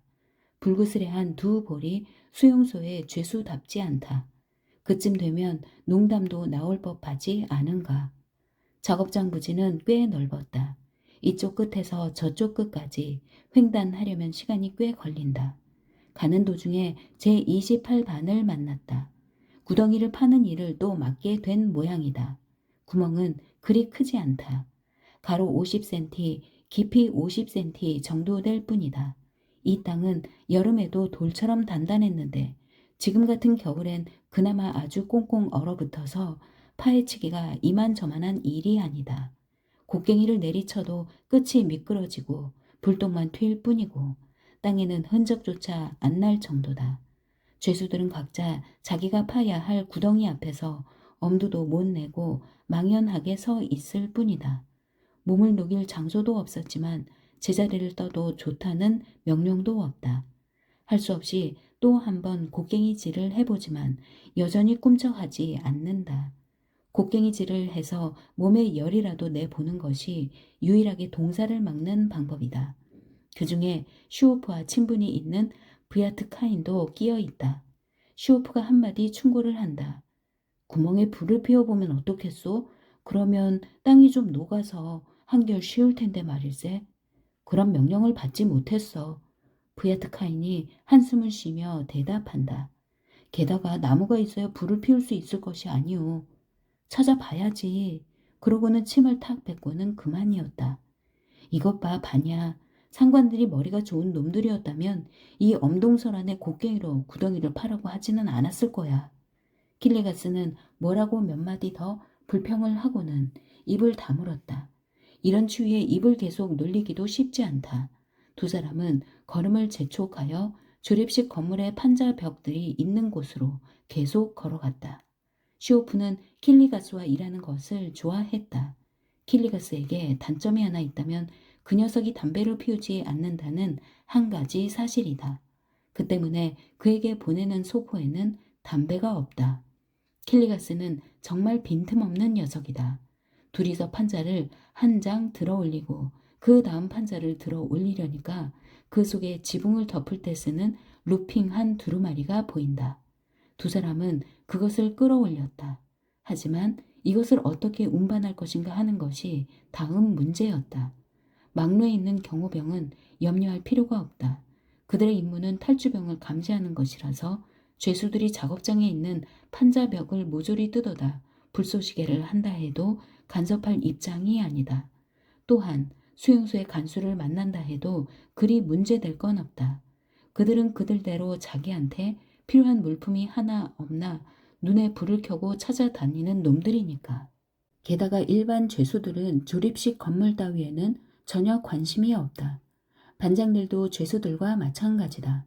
그러나 민간인 현장 감독과 죄수 중에서 뽑힌 십장들, 그리고 키가 멀대처럼 큰 시크로 파젠코라는 놈은 이야기가 좀 다르다. 특히 이 시크로 파젠코라는 놈은 똑같은 죄수이긴 하지만 다른 죄수들이 함부로 재료를 집어가지 못하게 조립식 건물을 지키는 임무를 띠고 있는 놈이라 여간 만만치가 않다. 그 녀석은 이것으로 자기 작업량을 대신하는 팔자 늘어진 녀석이다. 사방 팔방이 확 트인 곳으로 나가기만 하면 제일 먼저 그놈의 눈에 띄기 십상이다. 이것 봐 바냐. 이 두루마리를 가지고 들어가면 금세 눈에 띄고 말 거야. 슈오프가 머리를 짜냈다. 그러니까 길게 세워서 옆에 끼고 가는 거야. 옆에 세우고 몸으로 가리고 가면 먼 데서 보일 리가 없지 않겠나? 슈오프가 이런 묘안을 생각해 내긴 했지만 두루마리를 옆으로 세워서 가져가려 하면 손에 쥘 곳이 마땅치 않다. 그래서 두 사람은 꼭 붙어서 그 사이에 두루마리를 세우고 걸어가기로 했다. 멀리서 보면 그저 두 사람이 꼭 붙어서 함께 가는 것처럼 보일 것이다. 그렇기는 하지만 창문에 붙여놓으면 현장 감독들이 어차피 보게 될 텐데 그럼 어떡하지? 슈오프는 그것이 염려되는 모양이다. 우리가 무슨 상관인가? 킬리가스가 놀라워하며 반문한다. 그때는 시치미를 뚝 떼면 그만 아닌가. 우리가 오기 전부터 이렇게 되어 있었어요. 이걸 떼야 하나요? 하면서 말이야. 그것도 맞는 얘기 같다. 그건 그렇다 치고 얇은 장갑 속에 든 손가락이 완전히 얼어붙어서 좀처럼 말을 듣지 않아 큰일이다. 게다가 왼쪽 펠트 장화가 온전치 못한 탓인지 자꾸만 발이 시리다. 손가락이야 일을 열심히 하다 보면 풀리겠지만 문제는 이 구멍 뚫린 펠트 장화다. 온통 눈밭을 지나다 보니 공구반에서 중앙 난반 장치 쪽으로 썰매 자국이 드러나 보인다. 아마 시멘트를 벌써 운반해 간 모양이다. 중앙 난방 장치는 나지막한 언덕 위에 설치되어 있는데 그 뒤로는 작업장 부지의 경계선이 나타난다. 꽤 오랫동안 이곳에는 발길이 끊어진 모양으로 그쪽으로 가는 길은 사람이 지나간 발자국 하나 없이 그대로 눈이 쌓여 있다. 그 길 위로 썰매가 지나간 자국이 눈에 띄게 두드러져 보이고 그 옆으로 사람이 지나간 발자국이 눈 속에 푹푹 빠져 있는 채로 세기를 만들어 놓았다. 우리 반원들이 지나간 것이 분명하다. 중앙 난방 장치가 있는 곳에 자동차가 들어올 통로에서는 반원들이 나무 삽으로 눈을 치우느라 한창이다. 중앙 난방 장치에 설치된 승강기만 움직여준다면 일은 훨씬 수월할 것이다. 언젠가 모터가 불에 탄 일이 있는데 그 후에 수리를 한 것 같지는 않다. 만약 그렇다면 블록이건 모르타르건 할 것 없이 일일이 모두 등에 지고 2층으로 날라야 한다는 것을 의미한다. 중앙 난방 장치는 벌써 2달이 되도록 잿빛 해골 모양 눈 속에 그대로 방치되어 있다. 그러던 것이 오늘 제 백사반이 처음으로 작업을 하러 온 것이다. 반원들이야 어디 한 군데 믿을 만한 구석이 없다. 굶주린 배를 노끈으로 질끈 동여매고 추위에 벌벌 떨고 있다. 난방은 고사하고 어디 한 군데 불을 쪼일 만한 곳도 없다. 어쨌든 제 백사반은 이곳으로 쫓겨왔고 새로운 생은 다시 시작되는 것이다. 기계실 바로 입구에 모르타르 통이 뒹굴고 있다. 부피가 워낙 커서 온전한 상태로 운반하기는 글렀구나 하고 생각하는데 아니나 다를까 부서져 있다. 반장이 욕지거리를 해대고 있긴 했지만 그 역시 누구를 탓할 수 없다는 것쯤은 잘 알고 있다. 이때 킬리가스와 슈오프가 루핑을 사이에 낀 채 다가왔다. 반장은 그것을 보고는 좋아라 하고 즉시 작업 배치를 다시 한다. 슈오프에겐 빨리 난로를 피울 수 있도록 난로의 연통을 고치라고 지시했다. 킬리가스는 두 에스토니아인들과 같이 모르타르 통을 수리하고 세니카 클레프시는 자를 갖고 루핑을 붙일 가로장을 만들도록 지시한다. 루핑의 폭이 유리창의 절반도 되지 않았기 때문이었다. 그런데 가로장을 만들 재료는 또 어디서 구한단 말인가? 창문을 막을 것이라고 현장 감독에게 말해봐야 들은 척도 않을 것은 뻔한 일이다. 반장이 주위를 둘러본다. 반원들도 주위를 둘러본다. 방법이 전혀 없는 것은 아니다.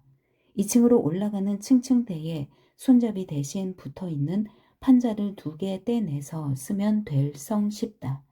조심해서 오르내리기만 하면 판자 한둘 뜯어냈다고 밑으로 떨어질 염려는 없다. 달리 다른 방법이 있는 것도 아니다. 그런데 무엇 때문에 수용소 생활을 10년씩이나 한 죄수가 작업에 열을 올린단 말인가? 못하겠다고 버티면 그만 아닌가? 저녁까지 이럭저럭 시간을 보내다 밤이 되면 그때부턴 죄수들 세상이 아니던가 말이다. 어림없는 얘기다. 그렇게 게으름을 피우지 못하게 하기 위해서 반이라는 것을 생각해낸 것이 아닌가 말이다. 똑같은 반이라도 이 반에겐 이 반대로, 표트르는 표트르대로 임금을 지불해주는 그런 자유 세상에 있는 반하고는 성격이 전혀 다르다. 수용소에선 상관이 감독을 하지 않아도 반원들끼리 채근을 하며 작업을 하도록 만들어 놓은 것이 반이다. 반 전원이 상여 급식을 타먹게 되느냐 아니면 배를 줄이게 되느냐 하는 문제가 걸린 것이다. 이것이 수용소의 반이라는 제도다. 이놈이 게으름을 피우네. 내 놈 때문에 반원들이 모두 배를 고른다는 것을 몰라? 한눈 팔지 말고 빨리 일 못해?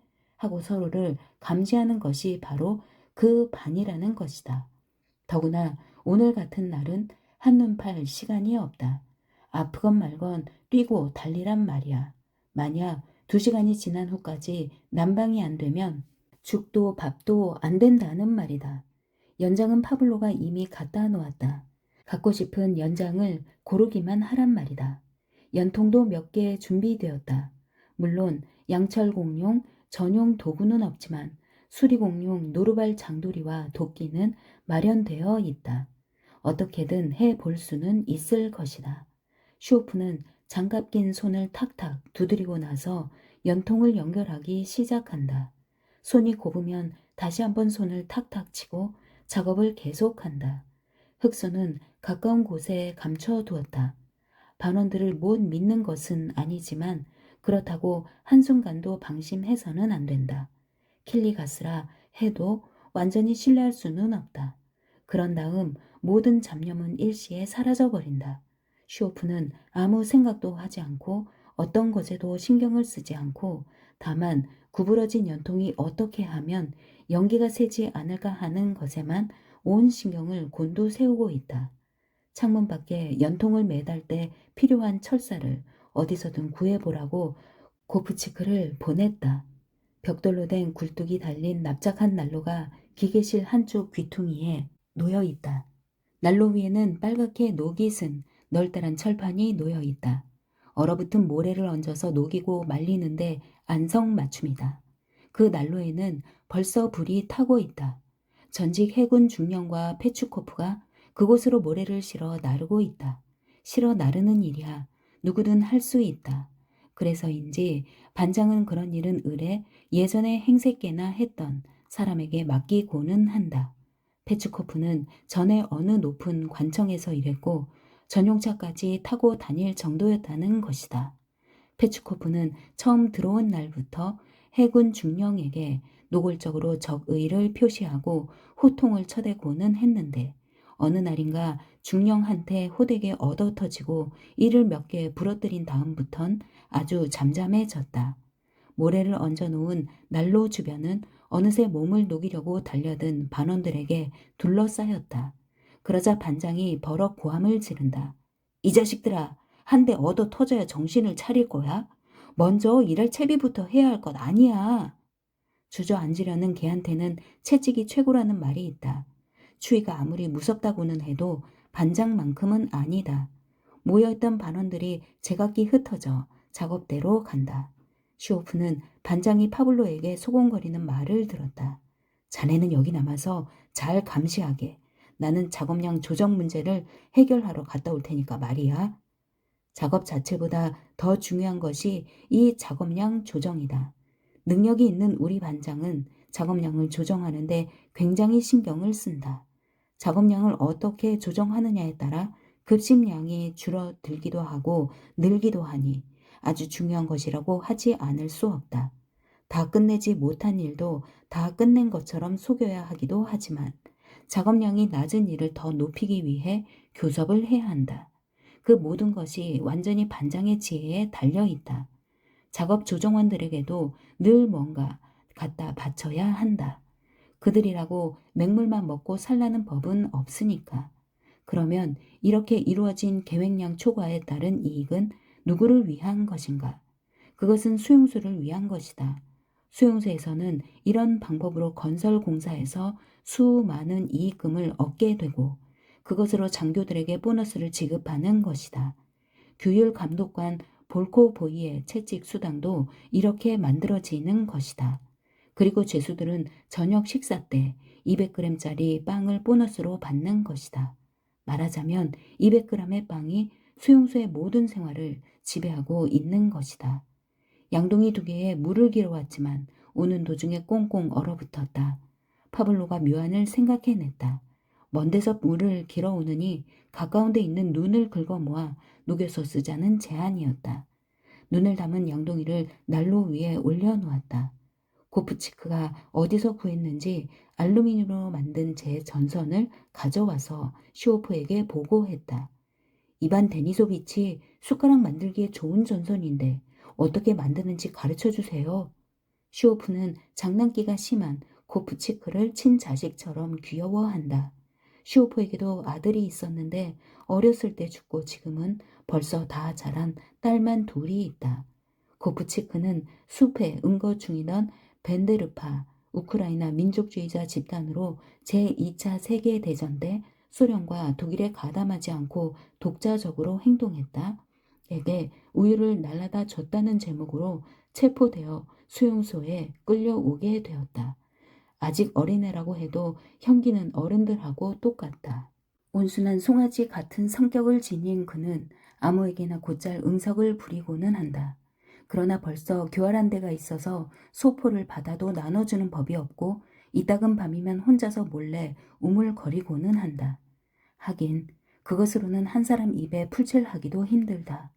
두 사람은 숟가락을 만들 만큼 전선을 잘라서 한쪽 구석에 숨겨놓는다. 그런 다음 시오프는 2장의 판자를 맞붙여 사다리를 만들고 고프치크에게 연통을 매달라고 한다. 그는 다람쥐 모양 날쌔게 판자를 타고 올라가 못을 받고 못에 건 철사를 연결해서 연통에 감는다. 시오프는 시오프대로 바쁘다. 오늘은 바람이 그다지 세진 않지만 당장 내일이라도 어떻게 될지 모르는 법이다. 연기가 거꾸로 내려오기라도 하면 큰일이다. 자기 자신의 몸을 녹일 소중한 난로라는 것을 염두에 둬야 한다. 그러는 동안 세니카 클레프신이 창문을 막을 가로장을 2장 준비했다. 가로장을 대는 것도 역시 고프치크가 해야 할 일이다. 고프치크는 벌써 사다리에 올라가 나무를 올려 보내라고 소리치고 있다. 태양은 더 높이 떠올랐다. 안개가 걷히고 기둥도 사라지고 햇살이 기계실 안으로 비쳐들었다. 그때 다른 하나의 난로에도 훔쳐온 장작으로 불을 지피기 시작했다. 이젠 살만하다. 정월해는 고작 해야 송아지 뒷다리를 녹여줄 정도밖에 안 돼. 쇼프가 혼잣말로 중얼거렸다.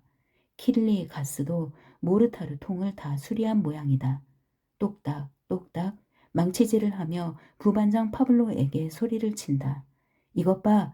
반장한테 얘기해서 수리비로 100루블은 꼭 받아야겠어. 1루블도 깎으면 안 돼. 알았지? 100g은 줄 거야. 틀림없이. 파블로가 빙그레 웃으며 말한다. 검사가 추가로 형기를 불려줄 거야. 고프치크가 위에서 소리를 지른다. 조심해. 거기 만지지 마. 쇼프가 위를 향해서 소리를 지른다. 루핑을 잘못 자르고 있었다.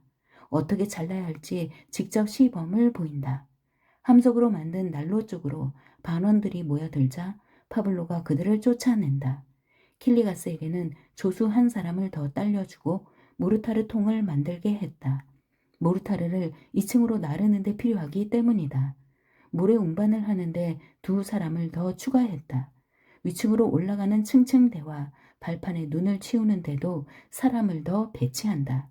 그리고 다른 한 사람에게는 건물 안에 남아서 철판 위에서 다 마른 모래를 모르타르 통으로 옮기는 일을 지시했다. 밖에서 엔진 소리가 들려온다. 블록을 실은 트럭이 눈 덮인 언덕길을 올라오고 있는 모양이다. 파블로가 밖으로 달려나가서 블록을 부릴 장소를 손짓으로 가리킨다. 창문에는 루핑이 한 장, 2장 엮어지고 있다. 그것으로 추위를 막을 수 있을까? 종이는 종이 아닌가? 하지만 틈은 없으니까. 그런대로 바람은 막을 수 있을 것 같다. 실내가 점점 어두워지고 난로가의 불은 점점 밝아지고 있다. 알료시카가 석탄을 가져왔다. 한쪽에선 석탄을 집어넣어 하고 소리치고 다른 쪽에서는 넣으면 안 돼. 나무 토막만으로도 충분해 하고 소리친다. 어느 쪽 말을 들어야 할지 몰라 그는 머뭇거리고 있다. 페추코프는 난로 옆에 버티고 서서 불 옆으로 바싹 펠트 장화를 들이대고 녹이고 있다. 저런 멍청이 같으니라고. 해군 중령이 목덜미를 잡아당기며 그러다가 신발이라도 태워 먹으면 어쩔 셈이냐고 호통을 친다. 가서 모래나 나르란 말이야 이 멍청아.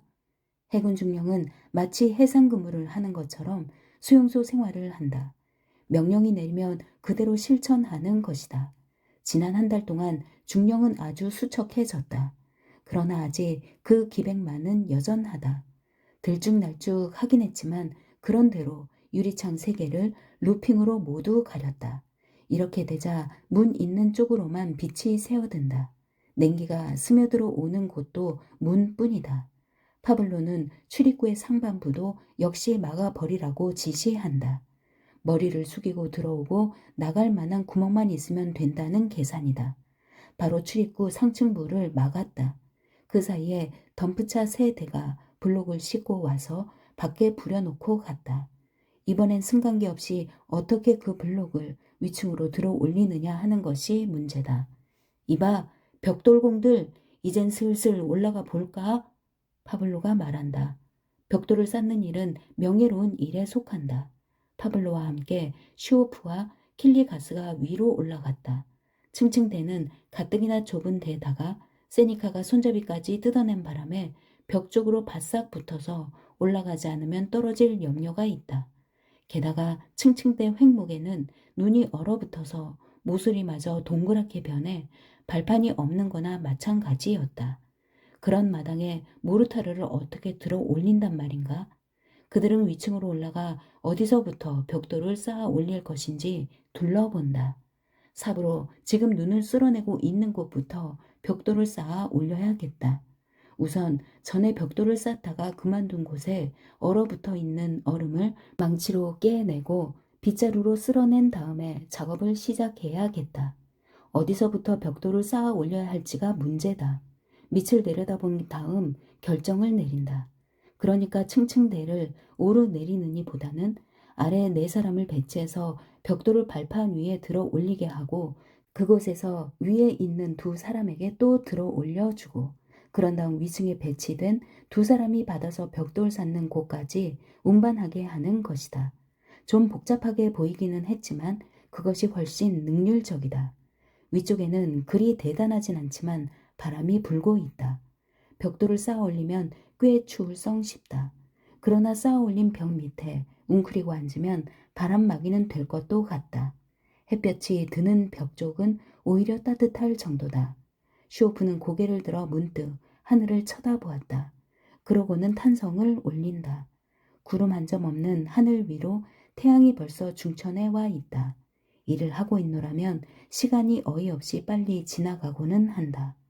수용소에서의 하루하루가 빨리 지나간다는 생각이 든 것이 한두 번이 아닌 쇼오프지만 형기는 왜 그리 더디게 지나가는지 이해할 수가 없다. 전혀 줄어들 기미가 없다. 위에 있던 세 사람이 밑으로 내려와 보니 난로가에는 반원들이 또 몰려와 모여서 있다. 중령과 페츠코프만이 모래를 나르고 있다. 파블로가 버럭 소리를 질러 그곳에 있던 사람들 중에서 8명을 벽돌을 나르라고 쫓아보낸다. 그리고 두 사람은 모르타르 통에 시멘트를 넣고 모래를 섞으라고 지시했고 다른 한 명에겐 눈을 퍼다 녹이는 일을 다른 한 사람에겐 석탄을 실어 나르라고 지시한다. 킬리가스는 자기 팀에게 일을 재촉한다.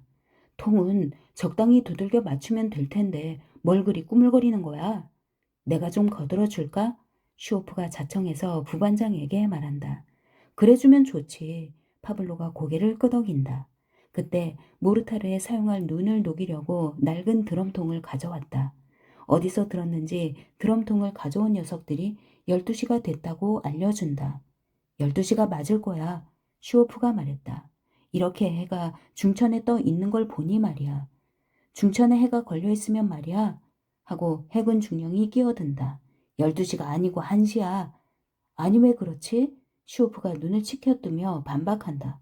모든 선조들이 그렇게 알고 있었어.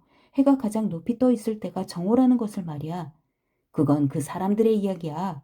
중령의 말을 되받아친다. 법령이 있은 다음부터는 오후 1시가 되었을 때 해가 가장 높이 떠 있단 말이야. 아니, 그따위 법령을 누가 만들었단 말이야? 소비에트 정부지. 중령은 모래를 실으러 갔고 슈오프 역시 더 이상 입씨름을 하고 싶지 않았다. 하지만 과연 하늘의 법칙과도 그들의 법령에 따라야 한단 말인가 하고 의아해한다. 한동안을 뚝딱거린 다음에 통 4개를 만들었다. 됐네. 좀 쉬었다가 하세. 몸 좀 녹이자고. 파블로가 두 벽돌공에게 말한다. 어이 세니카, 자네도 오후엔 벽돌을 쌓아야 할 테니 이리 와서 좀 쉬게나. 정식으로 허가가 내렸으므로 그들은 난로를 둘러싸고 앉았다. 점심시간 전에 벽돌을 쌓는 일을 시작하기는 아무래도 틀린 것 같다. 모르타르를 반죽하려고 하니 시간이 어중간하다. 만들어 놓는다고 해도 점심을 먹는 동안 모두 얼어버릴 것이 뻔하다.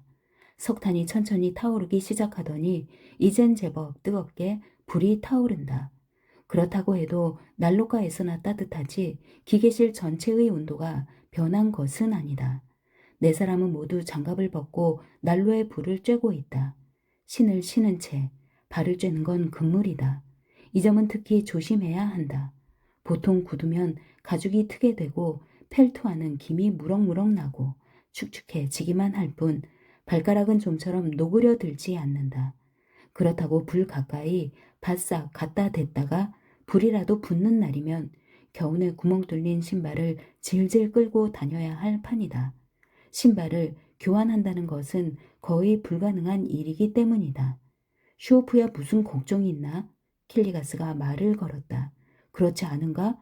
슈오프야 벌써 한쪽 발은 고향집 문통에 걸치고 있는 셈이잖아. 그렇지. 저쪽 신발을 벗은 발은 수용소에 있는 발이 아니야. 누군가 이렇게 맞장구를 치자 모두들 한바탕 웃어댔다. 슈오프는 그때 불에 타 구멍이 뚫린 왼쪽 신발을 벗어 발사계를 말리고 있던 참이었다. 슈오프야, 형기가 거의 끝나가고 있지 않던가. 킬리가스 본인의 형기는 25년이다. 한때는 아주 좋은 때도 있어서 무조건 10년이 언도된 적이 있었다. 그런데 49년 이후부터는 시대가 바뀌어 일단 걸려들기만 하면 모두 25년이었다. 10년이라면 어떻게든 죽지 않고 살아나갈 수도 있겠지만 수용소에서 25년을 견뎌보라고. 저 사람들이 슈오프를 가리키면서 저 녀석은 출소할 날이 얼마 남지 않았어라고 말하는 것을 들을 때면 그다지 기분 나쁜 것이 아니다. 그러나 슈오프 자신은 어쩐지 그다지 믿어지지 않는다. 슈오프가 직접 본 일로 옛날 전쟁 중에 형기가 끝난 죄수들을 모두 추후 상부 방침이 있을 때까지, 그러니까 1949년까지 그냥 아무런 이유도 없이 붙잡아 뒀다. 게다가 더욱 심한 것은 누군가 3년을 언도받았는데 형기를 마치고 나서는 다시 5년으로 추가형을 받은 경우도 있었다. 법률이란 것은 도무지 믿을 것이 못 된다. 10년을 다 살고 난 다음에 옛다 이 녀석아 한 10년 더 살아라 하게 될지 아니면 유형살이를 보낼지 누가 알겠는가. 어떤 때는 다른 생각을 하며 기뻐서 어쩔 줄 모를 때도 있다. 어쨌든 형기는 끝나가고 실패는 점점 풀어지지 않는가 말이다. 오 하느님, 내 발로 자유롭게 다닐 때가 있겠습니까? 예? 그러나 그런 이야기를 수용소에 고참들이 있는 데서 한다는 것은 신뢰가 되는 것이다. 슈오프가 킬리가스에게 말한다. 자네한테 내린 25년의 형기를 자꾸 세려고 하지 마. 25년을 살지 어떨지는 아무도 몰라. 확실한 건 내가 꼬박 8년을 살았다는 것뿐이야.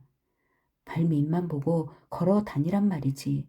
그러면 어떻게 이곳을 들어왔는지, 어떻게 이곳을 나갈 것인지 하는 생각을 할 시간이 없을 테니 말이야.